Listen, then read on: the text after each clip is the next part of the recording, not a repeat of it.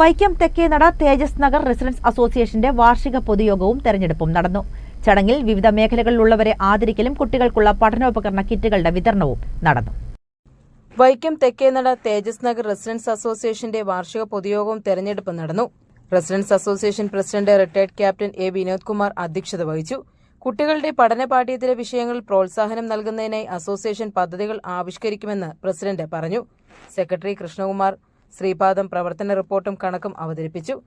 Club football അക്കാദമിയിൽ പ്രവേശനം നേടിയ യദുകൃഷ്ണൻ, വിശിഷ്ട സേവനത്തിന് മുഖ്യമന്ത്രിയുടെ സ്പെഷ്യൽ അവാർഡ് നേടിയ SI സുനിൽകുമാർ, +2 പരീക്ഷയിൽ ഉന്നത വിജയം നേടിയ വിദ്യാർത്ഥികൾ തുടങ്ങിയവരെ ചടങ്ങിൽ ആദരിച്ചു.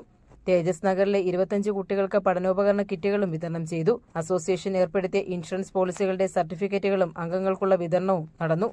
Vaikom taluk residence association president Sivaramakrishnan Nair വരണാധികാരിയായി നടന്ന തെരഞ്ഞെടുപ്പിൽ പുതിയ ഭാരവാഹികളെ റിട്ടയർഡ് ക്യാപ്റ്റൻ എ വിനോദ് കുമാറിനെ പ്രസിഡന്റായും, KJ ഷാജിമോനെ സെക്രട്ടറിയായും, അമ്പിളി വിനോദിനെ ഖജാൻജിയായും, സെൽവരേജ് മണലെഴുത്തിനെ വൈസ് പ്രസിഡന്റുമായും തെരഞ്ഞെടുത്തു. ഷീജ ബിജു, കൃഷ്ണമ്മ കാട്ടിക്കുഴി, TK വിജയൻ, ഗംഗ S നായർ തുടങ്ങിയവർ ചടങ്ങിന് നേതൃത്വം നൽകി. SCB news, Vaikom.